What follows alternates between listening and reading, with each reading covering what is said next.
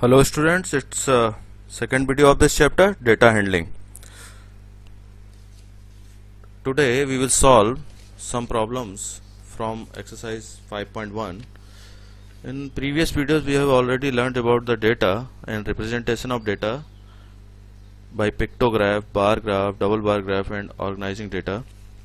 Now the first question is for which of these would you use histogram to show the data. ये data दिए गए हैं, इनके किसको शो करने के लिए आप हिस्टोग्राम यूज करेंगे। तो देखिए, the number of letters for different areas in A postman bag. तो पोस्टमैन बैग के लिए आप देखिए, जब आप अगर डेटा को रिप्रेजेंट करना चाहते हो, सपोज ए एरिया है, B and C and D ये एरिया है, तो इसके लिए जब आप डेटा बनाओगे तो पोस्टमैन बैग के हिसाब से लेटर है, सपोज ए में इतने लेटर्स हैं, बी को इतना देना है, सी के इतने हैं और डी का इतना है। तो आप देख लीजिए ये सेपरेट सेपरेट हैं, ये जो बार्स आपने बनाए हैं ये सेपरेट सेपरेट हैं, ए बी सी डी, और इनमें एक गैप भी है। तो इसका मतलब ये हिस्टोग्राम नहीं है, it's not a histogram. The height of the competitors in an athletic meet. Athletic meet जब आप करेंगे, जब आप लेंगे डिस्टेंस लेंगे तो क्या लेंगे, इस तरीके से इंटरवल्स बनाएंगे, ठीक है ना। जैसे कोई डिस्टेंस ये है, उसके बाद नेक्स्ट डिस्टेंस, फिर नेक्स्ट, फिर नेक्स्ट, मतलब तो इससे क्या होगा, इस तरीके का ग्राफ आपको एक डिजाइन दिखेगी ऐसी कुछ, ठीक है। तो इसे हम लोग हिस्टोग्राम बोलेंगे, इसका मतलब ये सही है। The number of cassettes produced by 5 companies. तो सपोज जैसे हमने फर्स्ट में किया था वैसे ही अगर एक कंपनी ई और है, सपोज ABCD ई कंपनीज हैं, तो ये भी जो है हिस्टोग्राम नहीं बन रहा। डी को देखिए, the number of passenger boarding trains from 7 AM to 7 PM। देखिए इसका अगर आप डेटा देखेंगे तो सपोज ये 7 AM है तो 8 AM, तो हम देखेंगे कि इनके बीच में कितने पैसेंजर्स बोर्ड कर रहे हैं, फिर 8 to 9 कितने पैसेंजर बोर्ड कर रहे हैं, 9 to 10 कितने पैसेंजर्स बोर्ड कर रहे हैं, 10 to 11 में कितने पैसेंजर्स बोर्ड कर रहे हैं। यानी कि इस तरीके का ग्राफ आप जब देखेंगे तो आपको ये पता चल जाएगा कि भाई ये तो जो है इनके बीच में गैप भी नहीं है और ये बार्स बन रहे हैं, तो ये क्या है, हिस्टोग्राम है। तो जब आपका आंसर लिखने का टाइम आएगा और आप आंसर इसमें लिखेंगे तो सिंपल सा आंसर इसका आ जाएगा कि आप इसमें लिखेंगे कि बी और डी जो हैं, आपके आंसर्स क्या हैं, बी एंड डी। बी और डी क्यों है, उसका रीजन क्या है, what is the reason behind this, because data can be divided into intervals. Intervals simple. देखिए आप यहाँ देख रहे हैं 8 to 9, 7 to 8, 8 to 9, 9 to 10, ये हम इंटरवल्स में डिवाइड कर सकते हैं। इसका मतलब ये हिस्टोग्राम है। इसमें देखिए, इसमें आप डेटा को हाइट में डिवाइड कर रहे हैं, यहाँ से यहाँ तक हाइट कितने एथलीट की है, यहाँ से यहाँ तक कितने एथलीट की है, यहाँ से यहाँ तक कितने एथलीट की है, तो इसको हम डिवाइड कर सकते हैं, इसलिए हिस्टोग्राम है। इसमें देखिए हम डिवाइड नहीं कर पा रहे हैं दोनों केसेस में, ए और डी में। ए में क्या हो रहा है, पोस्टमैन बैग्स हैं, एरियाज हैं अलग अलग, इसका मतलब ये हिस्टोग्राम नहीं है। और जो एक था कैसेट्स वाला, उसमें भी हिस्टोग्राम नहीं है, ठीक है। अब आप देखिए, अब जब हम सेकेंड क्वेश्चन करेंगे तो सेकेंड क्वेश्चन में देखिए क्या दिया हुआ है, आप इसको ध्यान से देखिए।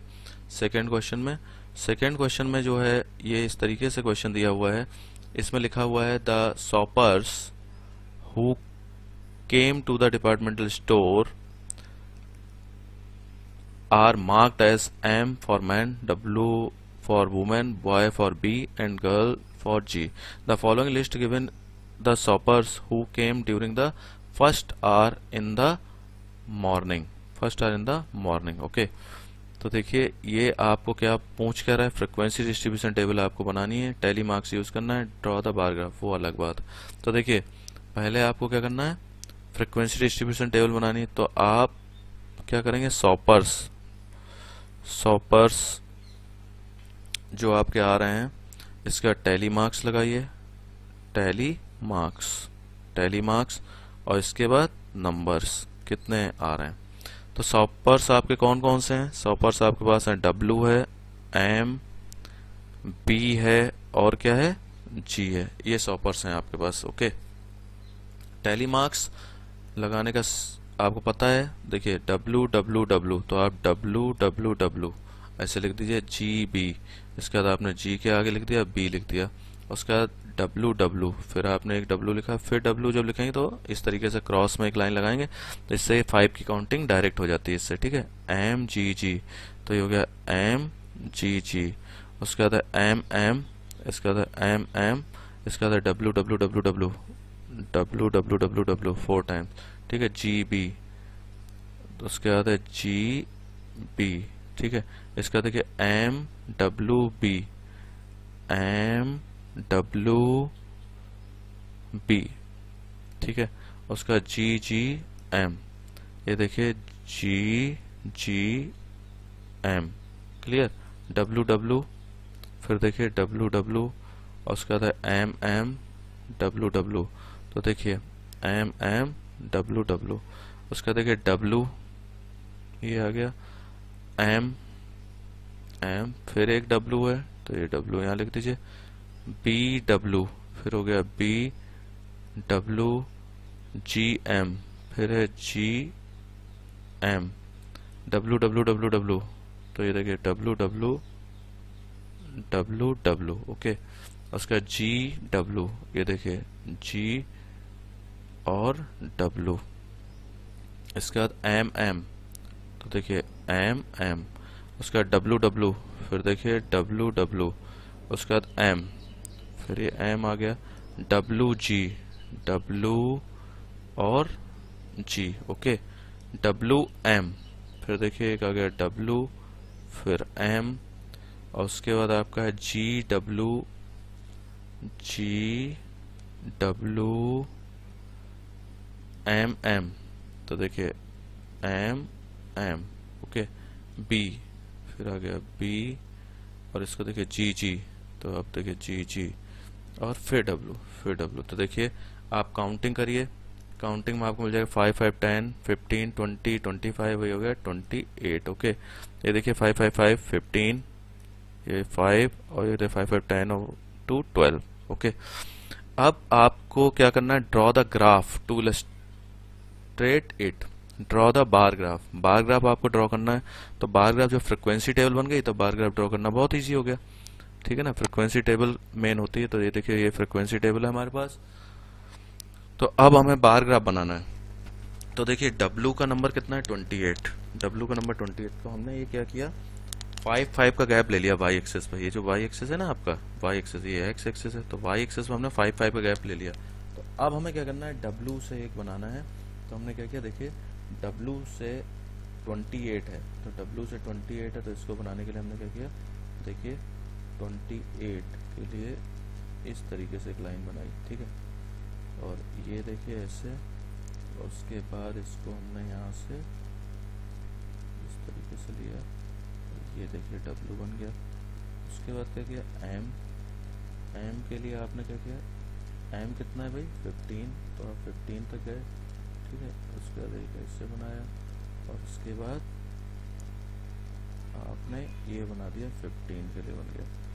उसके बाद आपने क्या किया, बी के लिए, बी कितना है भाई 5 है, तो 5 के लिए आप यहाँ तक गए, फिर इधर आए, और ये बन गया आपका 5 का बन गया। और जी के लिए कितना है भाई, जी देखिए कितना है, जी है 12, तो आप 12 तक जाइए, तो देखिए ये 12 तक आप गए, तो ये इसके बाद आप क्या करेंगे, ये देखिए, ये देखिए ये बन गया, ठीक है।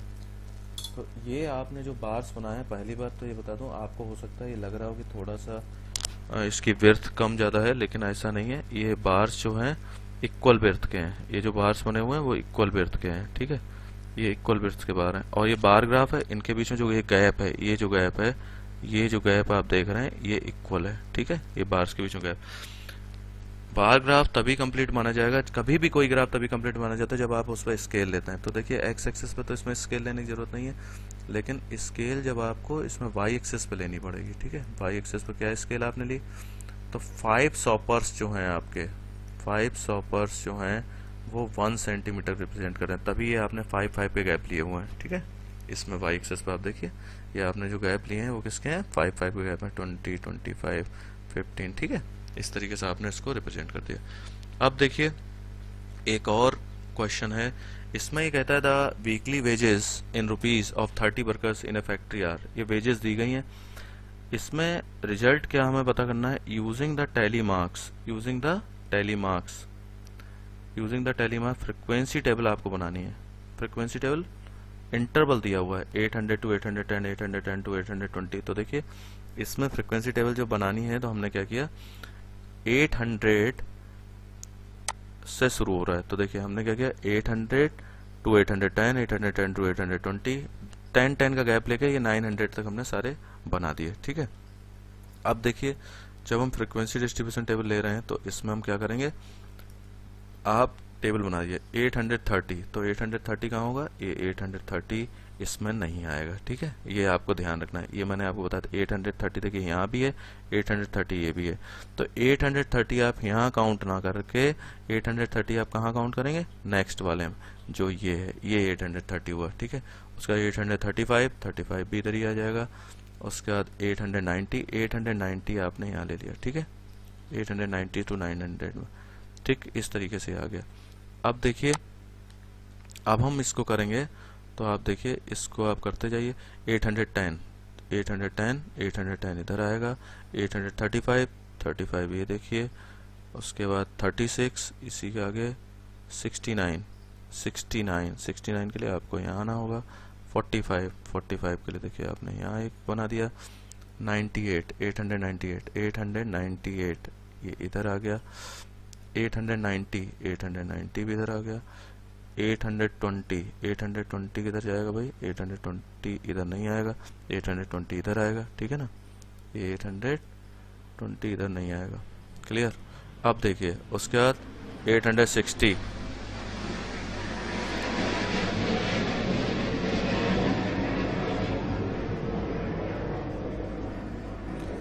833 देखिए, 833 किधर, इधर आएगा, 855 इधर आ गया, 845 इधर आ गया, 804 ये देखिए, 808 ये देखिए, 812 इधर आ गया, 840 देखिए किधर आएगा, 840 इधर आएगा, 885 आपका इधर आ गया, 835 इधर, 835 दोबारा आ रहा है, 835, 836, 878 आप इधर लिख दीजिए, 840 देखिए इधर आएगा, 840, 868,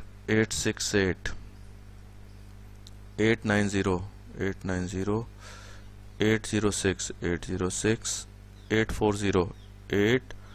840 ये आ गया 840। ठीक है, अब हम एक बार जो है ये सब फ्रिक्वेंसी लिख देते हैं। क्या फ्रिक्वेंसी आपके पास आई, तो देखिए फ्रिक्वेंसी आपके पास कितनी आई, ये 3 आ गया, फ्रिक्वेंसी आपके पास 3 आ गई। उसके बाद कितना है ये देखिए, आप देखते जाइए लिखते जाइए, 2 1 ये 9 5 1 3 1 1 4।